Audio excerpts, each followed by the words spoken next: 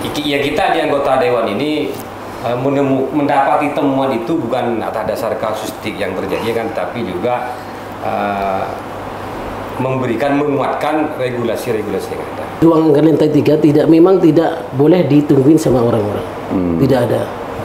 Kecuali nanti apabila pasien kritis, keluarga inti boleh masuk. Apakah dia disuruh ngaji atau enggak? Kalau di lantai 3, keluarga pasien tidak boleh masuk.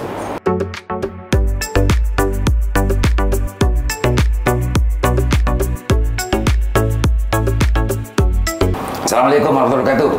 Kembali lagi bersama saya dalam hadir acara Saran Bersama. Hari ini Komisi D akan memberikan catatan dan juga berbicara langsung dengan Karo Hasiu. Makhluk Hasiu ini banyak orang yang tidak tahu.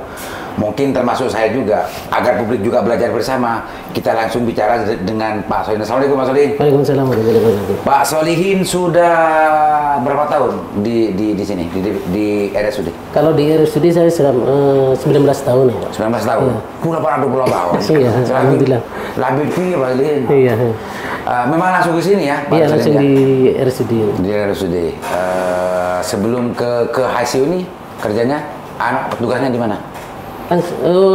Sebelum di HCU saya di ICCU, Pak. ICCU? Iya, selama kurang lebihnya, mulai dari 2009 saya di ICU. Oh, ICU. Terus saya diberangkatkan pelatihan ICCU selama 3 bulan. Baru ke HCU. Ke HCU. Berarti sudah 9 tahun sekarang? Iya. Di HCU? Di HCU-nya cuma kurang lebihnya 7 bulan, 10 bulan. 7 bulan. Makanya ini barang baru, katanya makhluk baru. Mungkin Pak Dewan juga baru ini terkait dengan urusan istilah HCU dan juga apa sebetulnya ruang lingkup kewenangan dan tugasnya. Assalamualaikum Pak Dewan. Waalaikumsalam. Pak Ketua, Pak Anto, kita dengarkan dulu ya presentasi dari Pak Solihin tentang masalah makhluk HCU itu apa, dan ruang lingkup tugas kewenangan apa saja. Pak Solihin, jelaskan kong sedikit gambaran tentang masalah tugas HCU itu, pasien itu diapain sebetulnya di ruang HCU itu. Silakan Pak Solihin. Ruang HCU itu merupakan suatu ruangan intermediate care atau ruang peralihan sebelum pasien itu. Kalau saya, Pak Anton, Pak Ketua ini kan tidak familiar dengan istilah intermediate care. Dia. Kan asing nih. Ruang peralihan. Ruang peralihan sebelum pasien itu dipindahkan ke ruang rawat inap biasa. Peralihan. Tapi masih perlu membutuhkan pengawasan yang lebih ketat di ruang HCU. Secara tidak langsung. Iya, lanjut Pak Solihin. Di mana ruangan HCU ini mempunyai fasilitas yang tidak jauh beda dengan ruangan ICU. Kami cuma membedakan cuma alat bantu napas saja atau ventilator. Di ruang HCU lantai 3 ini cuma mempunyai 8 tempat tidur, di mana masing-masing tempat tidur dilengkapi dengan monitor yang canggih. 8 tempat tidur. Pak Solihin, apakah seluruh pasien yang masuk sebelum didistribusikan ke Irna gitu ya, ke rawat inap di mana dan lain, apakah harus melewati HCU semua? Tidak pasti, Pak. Kadang-kadang pasien bisa dipulangkan dari ruang HCU. Oh gitu? Iya, bisa. Nggak apa. Kalau dokternya menyarankan dipulangkan aja, ketimbang nanti ada infeksi nosokomialnya, dipulangkan aja. Oh gitu sifatnya. Artinya HCU itu, ini kan dokter nginep rawat inap ya? Ya, dipindahkan ke rawat inap. Oh, boleh? Di HCU ya? Di HCU. HCU itu Pak Solihin ya. Pak Solihin, di situ berapa sih tenaga yang di bawah tanggung jawab Pak Solihin di situ? Berapa tenaga? Sebanyak SDM? 21 SDM, Pak. 21? Iya. 21. Perawatnya, adminnya 1. Jadi di rumah sakit Sambrabu ini HCU itu hanya tersentral di situ ya? Cuma senternya di lantai 3. Sebenarnya di ruangan-ruangan itu sudah ada HCU. Apa? Di ruangan-ruangan lain itu ada juga ada HCU-nya. Di masing-masing Irna. Iya, di masing-masing Irna. Itu di bawah kewenangan dan tugasnya Pak Solihin juga? Bukan. Cuma saya tanggung jawabnya di ruang masing-masing. Ya. Gitu. Iya. Pak Dewan, silakan ingin menanyakan atau ingin mendalami terkait dengan urusan pelayanan kesehatan di HCU ini. Pak Ketua, barangkali ada catatan dan ingin yang didalami terkait masalah ini. Terima kasih Pak Aliman dan Pak Solihin. Memang kalau orang sudah masuk ke HCU maupun ICU ya, ini pikiran keluarga ini penyakitnya sudah gawat. Penyakitnya sudah sangat darurat dan sangat emergensi. Maka pertolongan yang sigap, cepat dan tanggap ini harus bisa dilakukan seperti itu. Karena saya punya 2 pasien, masih ada hubungan famili yang di sana ketika masuk ruang ICU. Pak Ketua, sebelum lanjut, takut beda orang ini kan. Kalau ICU beda dengan HCU. HCU itu ruang transit. Satunya HCU, satunya ICU. Ini HCU ini. HCU. Ya, HCU. Ya, bukan ICU kan? Iya, bukan. Bukan dirawat darurat kan? Bukan. Kasusnya di mana? Kasusnya apa? Di HCU. Pecah pembuluh darah. Jadi ada di mana? Di HCU. HCU di mana, lantai Pak? 3 ya. Saya di lantai 3. Lantai 3. HCU berarti ini? HCU. Enggak yang diceritakan Pak Ketua? Nggak tahu, saya juga nggak tahu, Pak. Di HCU. Oh, HCU. Lanjut Pak Ketua. Iya. Jadi kalau di HCU ini orang yang sangat kritis ya, orang kadang-kadang sudah koma, maka jangan kemudian keluarga itu kayak di ruangan biasa banyak sekali yang nungguin. Ini harus dibatasi. Kemudian yang kedua, kalau memang di posisi ruang gawat ini ya harus gawat ya. Harus gawat cara merawatnya. Terlalu palenteng koburo ke timur lo menemukan solusi. Jadi harus catatan dan masukannya. Iya, diperhatikan yang benar. Pak Solihin, kalau itu menjadi wilayah kewenanganmu, wilayah menjadi ruang tugasmu, jawab. Kalau tidak, jangan paksakan jawab. Saya nggak tahu pasiennya Pak Dul. Namanya Pak Bu Misti ya? Bu Misti. 1 minggu yang lalu almarhum. Nggak ada. Iya. Nggak ada di pasien. Kalau di ruang HCU itu, Pak, di ruang lantai 3 memang tidak boleh ditungguin sama orang-orang. Tidak ada.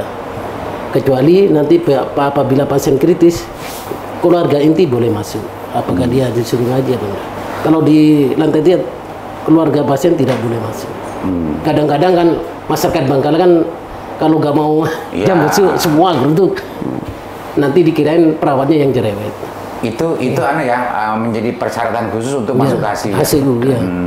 Sama-sama dengan Pak Anton, ada catatan? Ya, catatannya begini.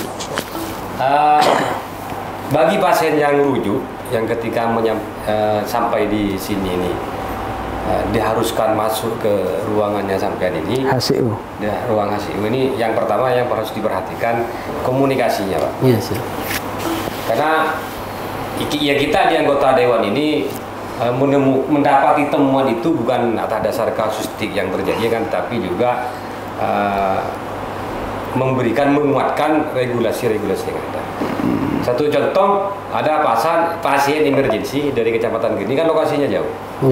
Nah, ini kalau perlu geografis yang jauh ini, administrasinya sesegera mungkin ini dibuat percepat. Karena sekarang Pak Hos ini kan sistemnya itu. Apalagi nih HCU ini kan concernnya di ruang jantung. Iya, concernnya itu. Nah, urusan jantung. Makanya urusan jantung ini kan urusan mendadak semua, Pak Liman. Makanya dari hulu ini mampir ke IGD dulu. Iya, kalau mampir ke IGD, ini prosesnya dibuat instan. Komunikasinya ini yang paling utama. Artinya dibuat lebih komunikatif, Pak. Ya. Karena yang namanya UU itu ICU, HCU itu asumsi dari keluarga pasien ini sudah kritis kan seperti itu. Maka satu lebih komunikatif. Kemudian yang nomor 2, dokter-dokter spesialis yang di dalamnya ini, seperti halnya yang saya katakan di podcast yang awal, ini bertindaklah yang betul-betul profesional ke spesialisannya.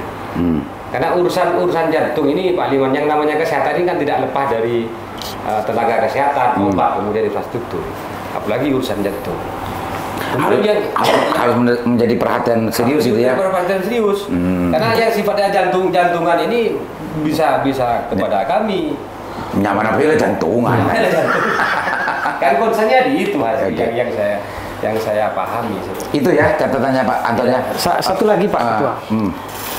Ketika orang ya meninggalnya, atau orang itu kadang-kadang kalau sudah sangat kritis, keluarga ini memutuskan untuk dibawa pulang. Lah, dua keadaan ini, dua situasi ini harus dibantu dipercepat. Iya. Pengalamannya dan keluarnya? Iya. Kadang sudah mau dibawa pulang dalam kondisi emergensi, kondisi yang sangat darurat, karena kritis, ini masih lama dengan administrasi yang belum selesai. Kadang lama dengan ambulan yang belum siap. Nah, lebih-lebih apabila sudah meninggal dunia, ini juga harus ada schedule yang terukur. Jadi pelayanan ambulan, pelayanan jenazah tidak boleh lebih sekian jam. Jadi terutama dari HSU pernah Pak mendapatkan pasien meninggal. Sering Pak. sering tempat orang mati lah Kak. HSU. Silakan Pak Solihin tanggapi itu, respon itu yang masuk dalam wilayah tugasnya Pak Solihin. Iya. Memang nanti ruangan HCU ini akan dijadikan ruang ICU atau intensive cardiac care unit, di mana ruangan ICU ini coba penaunan apa itu? intensive cardiac care unit. Cardiac care unit. ICU. Intensive cardiac care unit. Di mana ruangan ICU ini menangani semua penyakit jantung, baik serangan atau dalam kegawatan jantung. Di mana ruang ICU ini sebagai penopang utama dalam pasien yang melakukan tindakan kateterisasi. Ini di mana kateterisasi ini bisa langsung masuk ke ICU. Habis dilakukan tindakan kateterisasi di ruang cath lab, harus masuk di ruang ICU untuk sebagai observasi tindakan selanjutnya. Pak Solihin, situasi yang tadi diceritakan oleh Pak Ketua dan Pak Anton ini banyaknya tidak komunikatifnya petugas di sana, sehingga ada banyak keluhan dari keluarga terlalu lama ketika pasien sudah sakit atau yang lain sudah meninggal dan yang lain itu yang sering mendapat keluhan dan omelan dari keluarga pasien itu apa sebetulnya di sana di ICU itu? Memang pasien yang meninggal itu Pak, pingin pasiennya cepat-cepat dibawa pulang. Tapi dari SOP seharusnya pasien meninggal harus 2 jam seharusnya. Setelah dinyatakan meninggal, seharusnya itu. Takutnya SOP-nya harus 2 jam baru bisa pulang dari rumah sakit. Oke lah, kita bawa di kamar mayat itu. Edukasi itu disampaikan nggak ke pasien? Nah, itu kadang-kadang orang Madura itu kan bukan orang Madura, banyak orang Selonda Ibeli. Seharusnya 2 jam. Sini nyatakan masih meninggal. Ngalak bener TV. Tapi kalau masalah pasien yang mau diminta pulang, sebelumnya saya memang di KI dulu pasiennya. Gini penyakitnya. Kalau Bapak ingin dibawa pulang silakan, saya tidak akan memaksa. Artinya ada komunikasi. Iya, komunikasi. Seperti itu Pak Hasil ya. Selain itu hal-hal lain terkait dengan urusan keberadaan fasilitas yang ada di sana, ada keluhan nggak dari pasien yang masuk dilayani di ICU itu? Selain dari yang tadi itu, selain dari ketika orang ingin cepat-cepat, atau barangkali ada hal yang lain telah masuk fasilitas di ICU itu yang justru menjadi keluhan? Nggak ada? Nggak ada. Untuk sementara nggak ada. Ya kalau memang semua keluarga pasien ingin cepat pulang, saya sambil telepon ambulan terus setiap terus. Pak Solihin, barangkali ada hal yang ingin disampaikan terkait dengan urusan apa sebetulnya yang diinginkan agar hasil itu betul-betul sesuai dengan harapan masyarakat, atau ada sesuatu yang kekurang di ICU itu untuk bagaimana dibenahi oleh pihak direksi? Kita kan dong sampaikan, nggak usah malu-malu, nggak apa-apa nyampaikan di sini, nggak nyampaikan Pak Direktur ini. Ada nggak sesuatu yang kurang di situ terkait fasilitas atau apa, atau tenaga atau yang lain dalam Pak Solihin kan pasti ngerti tuh semua pelayanan yang ada di HCU itu Pak Solihin tiap hari melihat, memperhatikan, menyaksikan, mengalami. Apa kira-kira yang bikin kredit dan apa juga yang menjadi kekurangan di sana? Kalau dari segi fasilitas alat, kalau menurut saya dari segi fasilitas alat, karena ini kan masih HCU dadakan ini. Kemarin ceritanya HCU dadakan. Ya semua alat ya diambil dari ruangan mana-mana. Nah, karena ini nantinya akan dijadikan ruang ICU. Nah, sama Pak Direktur ini akan dibelikan monitor yang sangat canggih karena saya sudah ada SDM yang sudah diberangkatkan. Itu apa itu?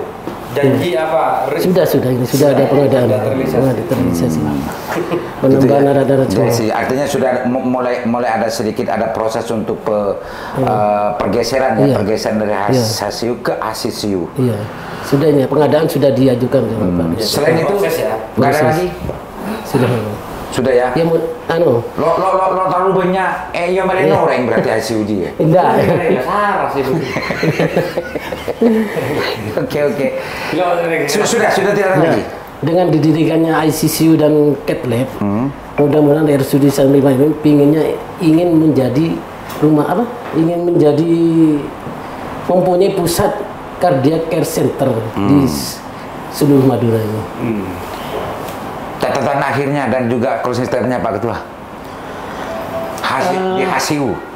HCU dan pertama apa yang disampaikan oleh Pak Solihin terkait fasilitas medis terkait dengan alat misalnya alat medisnya kurang lengkap ya kami sebagai mitra akan di dalam rapat-rapat dengar pendapat akan memastikan anggaran untuk selalu membelanjakan sepanjang ada anggaran di APBD maupun di belanja BLUD.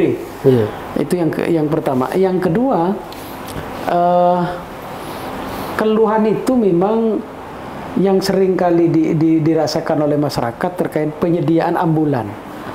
Penyediaan ambulan ini kalau lama orang meninggal ataupun orang mau merujuk ini di ambulan kadang-kadang. Di rumah sakit Sutomo itu ada ambulan swasta Pak yang disediakan. Jadi orang itu dipersilahkan orang swasta itu memilih. Jadi ada kontak teleponnya. Kalau di sini masih kekurangan ambulan, ya dipersilahkan untuk orang swasta nanti kalau mau mengambil dalam rangka mempercepat proses alternatifnya. Nabeng nyabah otabeng antar jenazah dan lain-lain. Itu kira-kira Pak Liman. Oke, Pak Anton, silakan Pak Anton. Kalau saya karena ini urusan emergensi lebih kepada sterilisasinya kan tingkat tinggi. Lebih kepada kenyamanan keluarga pasien di ruangan tunggu. Kalau di Rumah Sakit Surabaya ini kan ruang tunggu ICU, HCCU ini kan permanen istimewa. Itu yang pertama. Kemudian kedua, kalau sekiranya tidak mengganggu karena kita semua ini muslimin dan muslimat pengikut Bangkalan, itu kan posisi mau berangkat Pak Liman. Ini kalau setidaknya disiapkan lah ayat bunyi-bunyi ayat dari Al-Quran. Karena kemarin saya sempat kapan-kapan lalu ini saya sempat ke sini talkshow juga kaitan dengan kesehatan dan religi dan religiositas.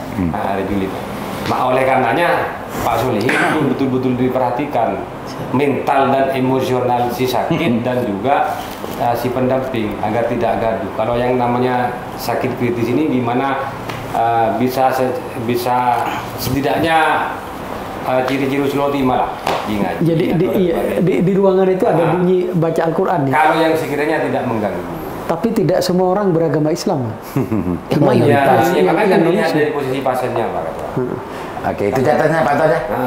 Pak Solihin, tanggapi serius statement dan juga apa yang ingin disampaikan Pak Solihin yang ya, terkait dengan urusan ICU dan juga pergeseran progres pergeseran dari ICU ke ICU dan lain sebagainya. Apa nanti Pak Solihin juga yang bertugas di sana atau tidak? Silakan sampaikan Pak Solihin. Dari Pak Ketua, mungkin nanti dari fasilitas alat ambulan nanti mungkin kerjasama dengan ini ya. Dengan partai banyak itu. Terus masalah alat-alat yang mendukung di ICU, ini gedungnya juga Pak, karena gedungnya kurang lebar ya di sana. Mudah-mudahan dari pihak DPR bisa cepat-cepat memfasilitasi. Insya Allah. Ya. Ya buat request tertulis apa saja ke pimpinan. Masalahnya cita-cita Pak Farhad ini ingin menjadikan pusat cardiac center di rumah sakit Bangkalan ini. Madura. Supaya tidak dirujuk ke Surabaya. Secepatnya dibebaskan tanah di belakang. Dan baik lebih. Iya.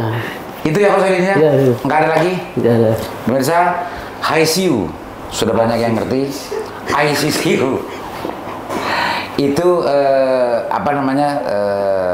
sebuah ruangan yang memberikan pelayanan kesehatan kepada pasien di rumah sakit Samarabu ini.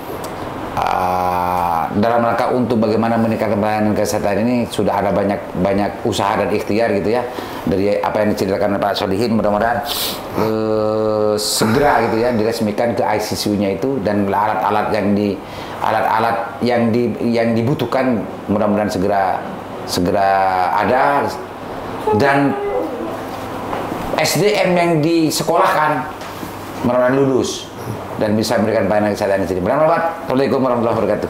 Assalamualaikum warahmatullahi wabarakatuh.